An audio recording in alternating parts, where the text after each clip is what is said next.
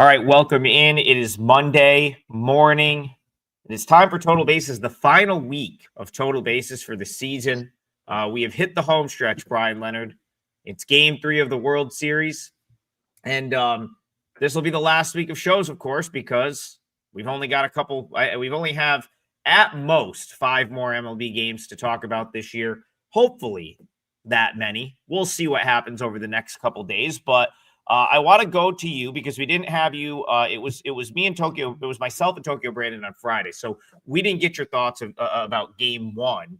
None of us gave our thoughts about game 2. Before we get into game 3, I'm interested in your takeaways from the first 2 games of the World Series. Is this where you expected us to be at this point? Yeah, probably 1-1. I don't know if I would have had it come out the same way. I was very surprised that Toronto hit so well in game 1. I've been playing a lot of these games over, and that one, I really thought that the pitching of the Dodgers were really going to slow down that Toronto team. I think I had a smaller play on team total under in Toronto in that first game, and I was wrong. Basically, they had a guy come in, and if there was anybody on this Dodgers team that I thought would have success, would be the starter for game 1, because he does not throw completely into the into the strike zone. A lot of what he does is, if he gets behind or if he doesn't want to face anybody, he walks them, and he did it in that game. But the problem is the Toronto offense was so good, there wasn't a weak spot in the lineup, and so that was a major concern there. And Toronto hit him well, and it was interesting. I know you do this live betting show for NFL and college football once in a while. I'm sitting in the sports book at the M watching game 1, and there's a guy looking at the scoreboard, actually the line board, and they have line betting. It's a William Hill book, and he starts screaming. He goes, "Oh my God, he hit a home run!" Oh my! And everybody's looking around, and sure enough, 10 seconds later, you see the grand slam. If a Las Vegas sports book can't even get it on time with the live play, it's pretty bad, and that's the problem you have anymore with all the streaming and everything. But he was going crazy, and we couldn't figure out what it was, and that was right before the grand slam, and it was fun. Like we said before, we get a lot of friends in Canada, so it was nice to see that. But it didn't help me. That time I'd already lost my bet. In game 2, we saw just an outstanding performance by the Dodgers starter Yamamoto, and that's more like what I was expecting a little bit. So I wouldn't say anything as a surprise as of yet. We're going to see what's going to happen here, because you are going to see a little bit of a drop down. As much as I like the Dodgers starter Glasnow, he's not quite on the same level as the previous 2 starters. And Scherzer, hey, I was wrong the other day. He proved me wrong, but he's still a 41-year-old guy out there. We'll see how it goes. But yeah, it's worked out what I thought. I probably thought they were going to split, but the way they got there is a little bit of a surprise to me.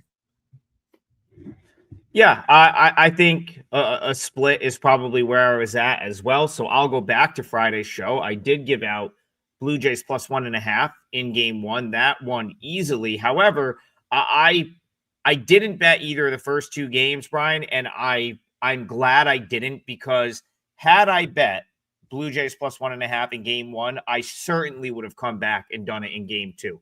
And the reason for that is because the setup, like the kind of the preferred setup for me, like going into the first weekend, was if I could get Gausman followed by like Varland and the top relievers. And that's exactly what the fact that the surprising thing to me is not that they split. It's that the Blue Jays blew out the Dodgers in game 1 to the point where they didn't need to use any of their high leverage relief arms. Now, because I again, and this sometimes this works against me. This worked in my favor because I didn't get to the window with would ultimately get to the window with the Blue Jays in game one, and I sort of missed that win. I was reluctant to then bet it in game two, having not sort of gotten the win in game one.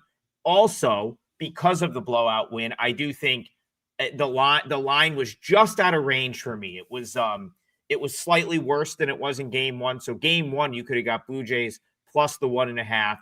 I think all that went all the way down to like minus 120, minus 123 by first pitch. Game two never got in that range. It was mostly minus 130, minus 135.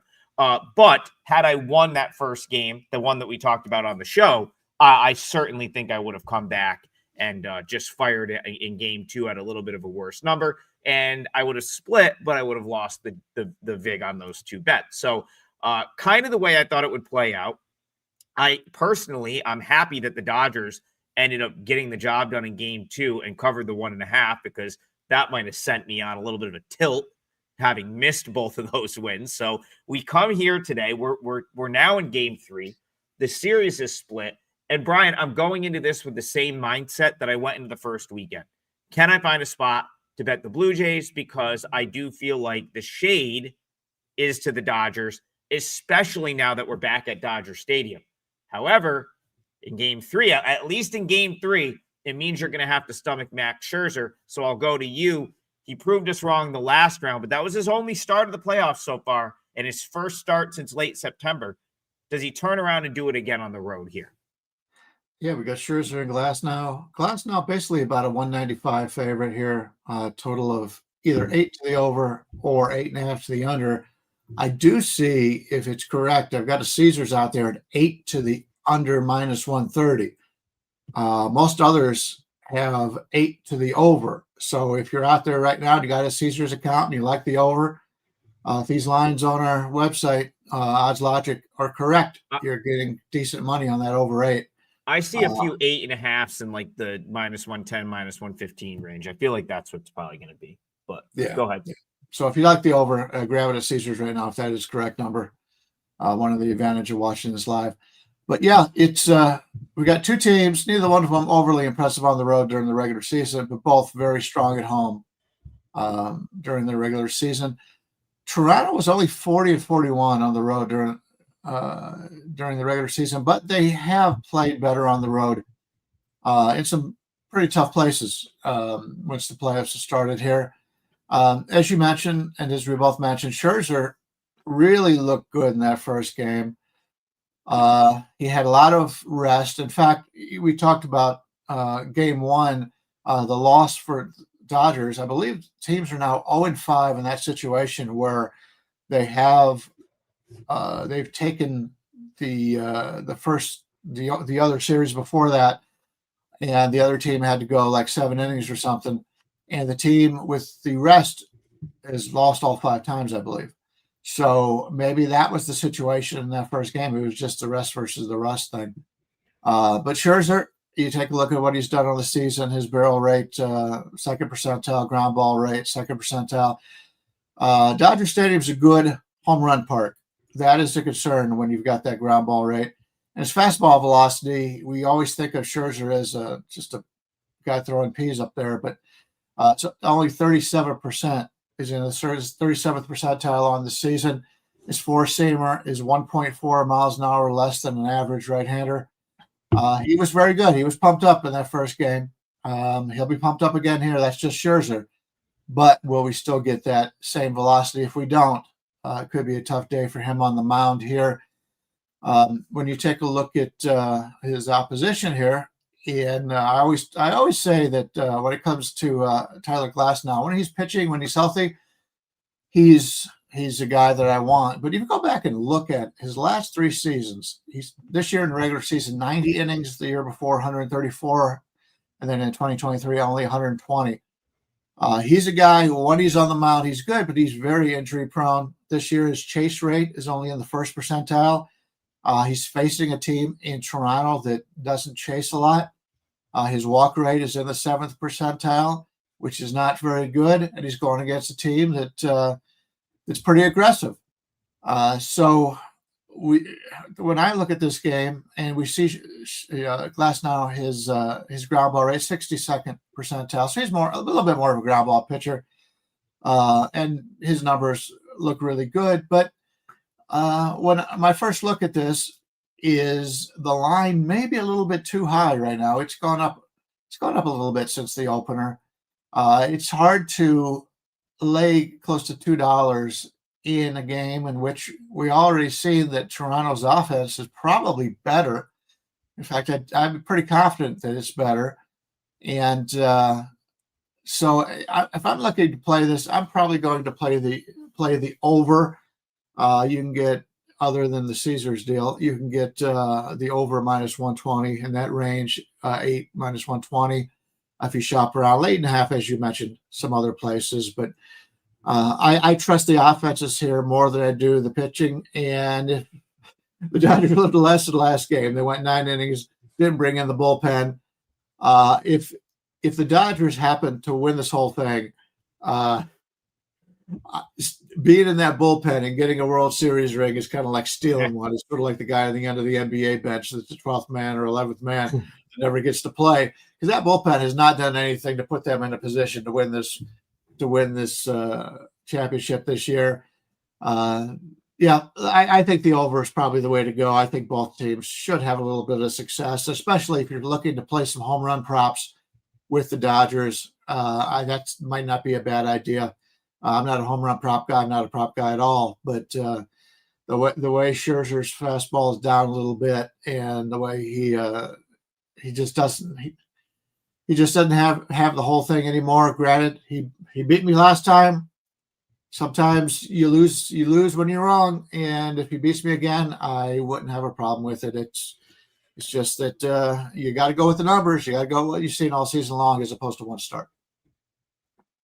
Yeah, I'll work backward here a little bit, because you bring up the bullpens, and we really haven't seen much of the bullpen from either team so far in this series, right? Because the Blue Jays had a number of relievers come in game one, but the game was pretty much out of reach when most of those relievers were in the game. I would say, like, the Fluharty might have had like the one somewhat of a leverage-ish spot getting out of the coming in the 5th inning.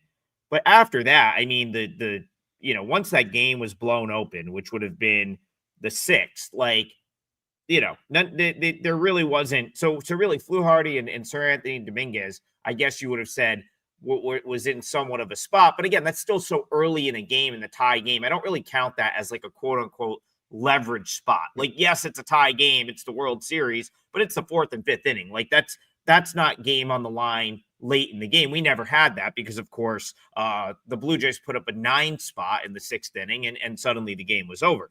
Really the same thing in the second game.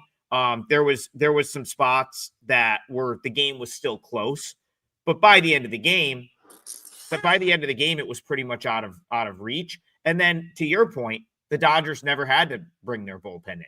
Now, the Dodgers brought their bullpen in game one to sort of exacerbate the issue, if you will. That 9-run inning, Sheehan played his part in that, and they kind of imploded there a little bit. I still think I have a slight bullpen edge to the Blue Jays. I know that this was a bullpen that I criticized in the second half of the season. Pretty much I was anti-Blue Jays bullpen since Yimi Garcia went down. That was July 2nd. So Yimi Garcia goes down on July 2nd. Their bullpen ERA from that point was about 5, and it wasn't very good. However, I do think that they've sort of come together in the postseason a little bit. Jeff Hoffman's pitched much better. Louis Varland has really sort of come into his own, as I think is a very good option. And again, with the day off and the fact that Varland barely pitched in game 2 and you never saw him in game 1, I do think he could be a potential multi-inning option if they wanted him to be here, which gives me it's a little check mark on the side of the Blue Jays for me. Now, interesting about Scherzer, I think when you look at his body of work for this year, it would be like, if you look at his StatCast page's body of work for this year, I think you just say, okay, easy fade. Like, that's something I want to play against. But I heard him talk after the start. He credited he talked about the fact that he's 41. He was dealing with injuries, and having like 3 weeks off was a blessing to him. Not having to pitch in that ALDS allowed him to get healthy. And then of course he came in and got the win for them. But let's go back to that game that he won. I mean, there were some spots in that game. Someone in the chat said, yeah, he walked 4 guys. There was some spots in that game where I'm just not sure he gets away with it against the Dodgers, right? Like, I don't know that he's talking Schneider into leaving him in, and then he doesn't give up a 3-run bomb or something like that against this lineup. Because that's the one sort of criticism I had against the Mariners all year. It's like, at times that offense sort of waited around for the big home run. Like, they were not a great, like, they weren't great at just sort of stringing hits together. If you watch Mariners baseball all season, it was oftentimes they squandered opportunities, and it really the bulk of their runs came on the big extra base hit or the big home run to put 2-3 runs on the board. This Dodgers lineup is just more complete than that. And that's what concerns me with Scherzer, is that he's earned the right to be in a big spot, and then the big spot turns into 4 runs for the Dodgers. And that's some sort of what's got me a little bit hesitant to just take this Blue Jays plus 1.5, because, Bryan, from a price standpoint, plus 1.5, minus 115 with the road team, getting the quote unquote extra at bat. Those are all things I love. Those are all things I look for. But I can't get over the fact that, like, Schneider's going to be in the dugout, and he's going to be like, I can't go out and get Max. He's going to yell in my face, and he's earned the right to do it. And now what, and if he does, like, you know what I'm saying, though? Like, he almost earned the right to do it after the ALCS and the fact that he's Max Scherzer.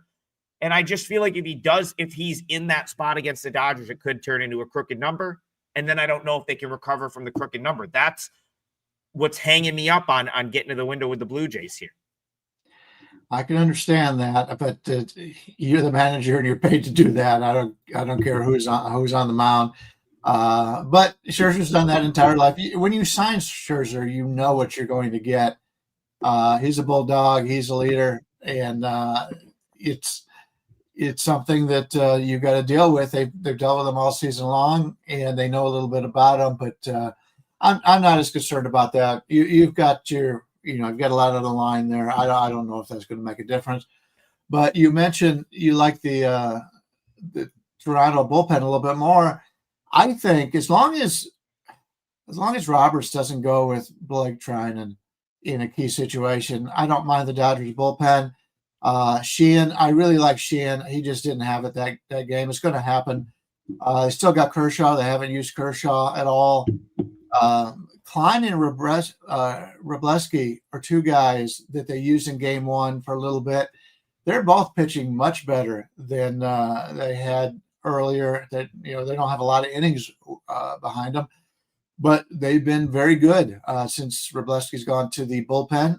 He started something for the Dodgers this year, but he's pitched a lot better. And so if they can stay away from trying, I don't, like I said, I don't even know why he's there, but as long as Roberts doesn't screw it up, I'm not so concerned about the bullpen. Right now, I think it's in a little bit better shape than it's been earlier. And, they're still missing out on Scott Vesia, obviously. He's had some personal problems, so he didn't make the roster here. And they dropped Kasperius, who I really like overall, but they dropped him. He's not on the playoff roster in this round. So, we'll see how it goes. I just trust the Dodger starter more in this game. And but I also like the Toronto bats, so I'll stick with the over. Yeah, I mean, you make a good point about, like, the Dodgers definitely have some options. I talked about Roki Sasaki ahead of game 1 being someone that I would not, I wouldn't have minded having the blue if it came down to it, and I had the Blue Jays against Sasaki late in a game in Toronto. I think I would be fine with that. I'm less inclined to want to face Sasaki at Dodger Stadium, where the whole crowd is with him. Like, for me, still, like, I love him in the relief role. And actually, if Roberts is smart here, what he could do if he wanted to is just do something similar to what he did in game 4 against the Phillies, where maybe Glass now goes 6. Maybe you've got Sasaki out there for the 7th and you just let him finish the game, right? Like that. I think that was if you go back to game 4, it was a 2-1 lead in the series against the Phillies. I think that was the idea. I can't remember when he came in, but I want to say Sasaki pitched 3 innings in that game. Point I'm trying to make here is I like him as a long reliever. If you want to bring him in earlier in the game, I think he could cruise. My issue, and this is going back to the Brewers series, and it would still be my issue here, is like putting him in a save situation on the road. I don't know that he's got the mental makeup for that at this point, especially with the fact that he like outwardly struggled with confidence at points this year. Like he's not the guy that I want in a 1-run game in Toronto with that crowd riding him in the 9th inning. Similar to, you go back to game 1 against the Brewers, and he, for all intents and purposes, he blew that save. I know he got out of, or well, Trinan came in and got out of it, but there was a couple loud outs, and that really was like, it won't go down as a blown save for him, but it was basically a blown save in the game 1 against the Brewers. So all those are issues. I guess if you want to call them issues, are less of an issue here, in my opinion. So yeah, it's, again, like I said, I still think we're getting to the point in the year, or we are at the point in the year where there's like, this isn't like the regular season where you can kind of pick off value here and there. We've got one game. The books are likely not going to make a mistake in a World Series game. So to me, you have to decide, okay, can I play against how the line is shaded? You even said Dodgers took some money. We're getting to the point where, in my opinion, the clear value is with Toronto. And then you have to ask yourself, is it because is it worth a bet to have the value if it's going, because if it's going to lose, it's still a loser, right? Like, so that's, in my opinion, for me personally, that's the tough part with game 3. I think the value is on the Jays. I could sit here and twist a scenario where I think like it makes sense, but at the same time, I have enough concerns with, Scherzer, and I'll go back to the thing with Schneider. I think what I'm talking about is maybe an earlier spot with Scherzer. I don't think Schneider's going to have a hard time going to Varland in, let's say, the 5th or 6th inning, which is, I believe, where he came out of the game against the Mariners. I'm talking about Scherzer gets himself into a spot in like the 3rd inning, okay? He hasn't given up a run yet, but the Dodgers have a couple guys on. I feel like Schneider's going to stay in the dugout because I still think Scherzer's got – I think Scherzer's higher in the pecking order than Schneider is at this point. And I think he's going to stay in the dugout. And I think it ends up being 3-0 Dodgers before Scherzer comes out, other than like him going to get Scherzer in like the 3rd or 4th inning of a 0-0 game. That's what I was kind of trying to say earlier. Yeah, I can see that. And I do agree the value, if you're looking to play a side, I think it's got to be on Toronto here. Both these teams have proven they can win on the road. And so to lay $2 or in this general range is a little bit too high. When you take a look at that Toronto lineup, they do have, they've got guys in there that Miles Straw gets a start once in a while. Connor Falefa is not a bad player, but he's been getting more of these starts because they've got Bichette coming back and trying to play him at a different position. That's kind of risky. I thought that was risky before they talked about it, putting him at second base, that he's really never played in the majors before. It's tough. It's tough. Like I said, I haven't had a lot of success so far in this series, so I'm not, I didn't put out any big plays, but it's a situation where my confidence wouldn't be as high right now as it would be during the regular season, because it's a different ball game. We've seen the teams play. We know what the managers are going to do. Hey, when it comes to the World Series and the playoffs, every day if it's in a situation where it comes down to it, both managers are going to make decisions now to win this game as opposed to a little bit in the future. Hats off to Major League Baseball. I'm so used to the NBA when you get to the playoffs, they have so many days off between the games. I believe there's only 2 days off. They had yesterday the travel day, and they'll have another travel day. So hats off to Major League Baseball in that regard. I always like it when you've got a situation where you've got to worry about the guys having enough gas in the tank, pitching 2 days and 3 days in a row, that kind of thing.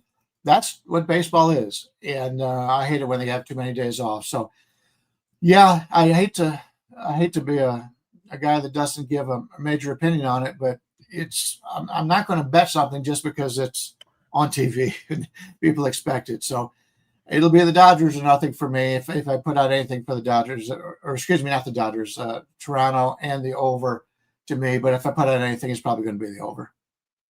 So I want to go to a question in the chat quick, but I also want to just like go back to, because I think we kind of are in agreement in that respect that it would probably be Blue Jays or pass on the side. As far as your total's concerned, the scenario I just sort of hashed out has me leaning toward the first 5 over, because that right now I'm seeing books that have first 5 over 4 at like minus 125, minus 130. Now you're going to have to shop around. I do think you'll end up seeing some over 4.5. So I would like that far less. But if you think about it, first 5 over 4, if that scenario does happen where Scherzer gets himself in trouble, and there's reason to think that may happen, because again, last start, only start in the playoffs so far, 4 walks, pitched out of trouble.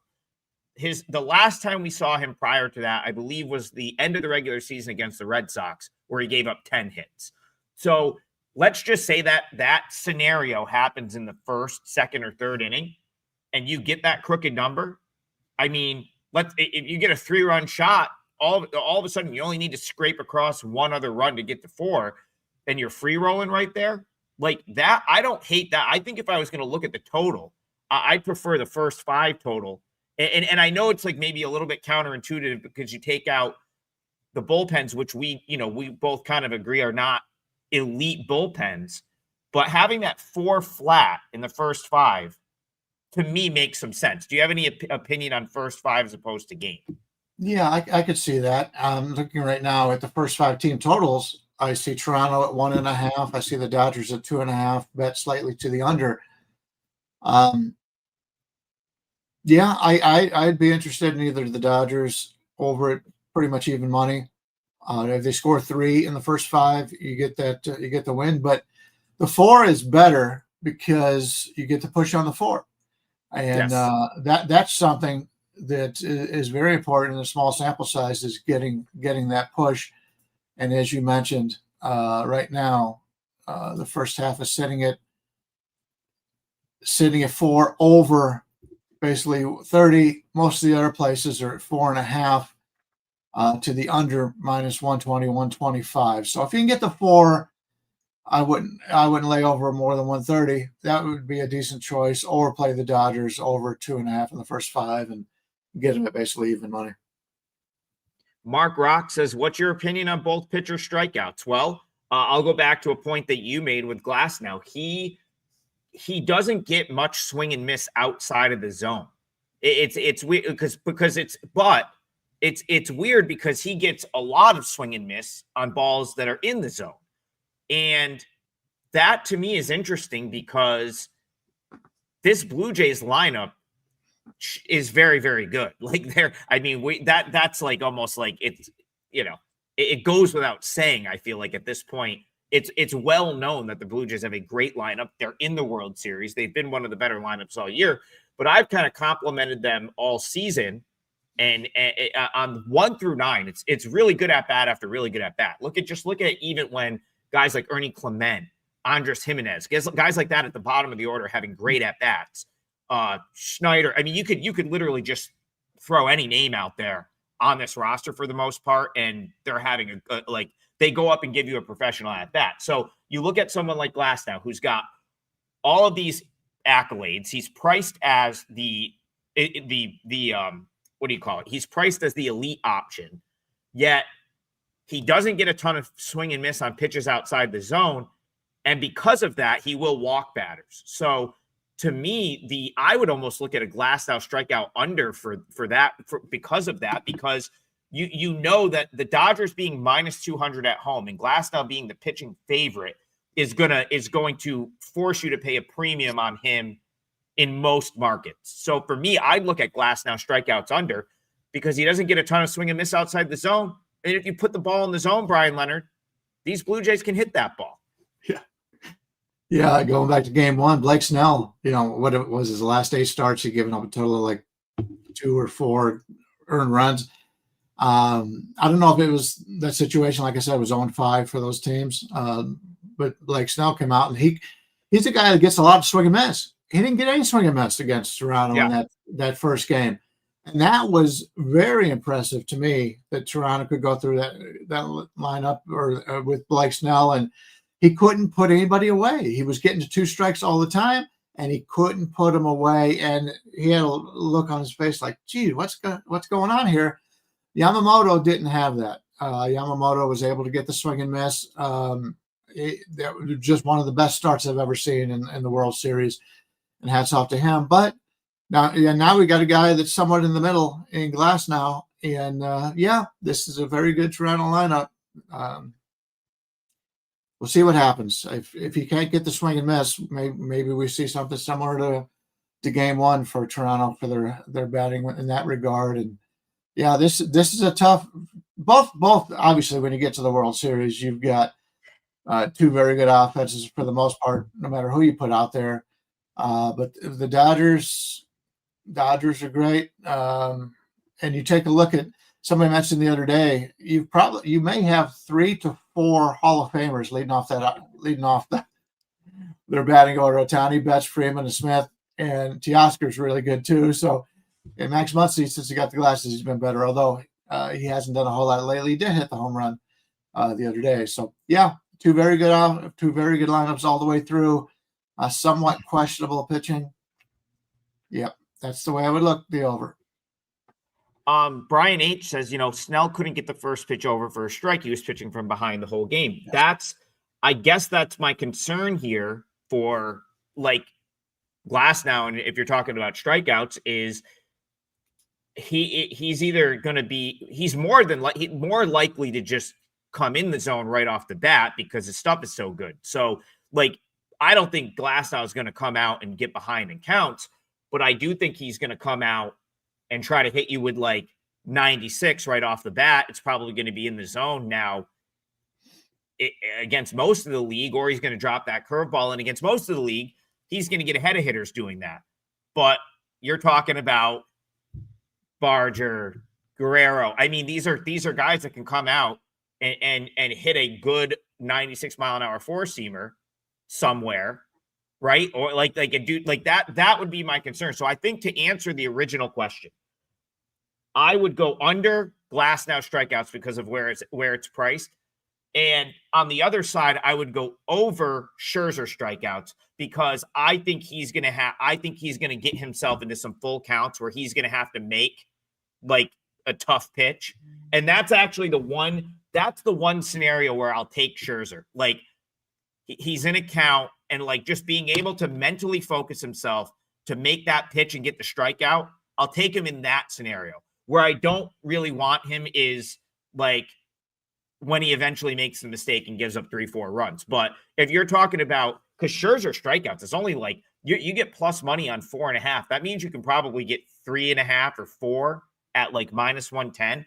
That to me, I mean, unless he just gets absolutely mauled and he's out of this game by the 3rd inning, you got to like your chances at Scherzer getting 4 strikeouts, 5 strike. I mean, you got to at least think it's a worthy, like 5 strikeouts for like plus 140 or plus 150. I mean, that doesn't seem that crazy to me. So I think I'd go Scherzer over. If you had to play it possibly, I'm just still concerned.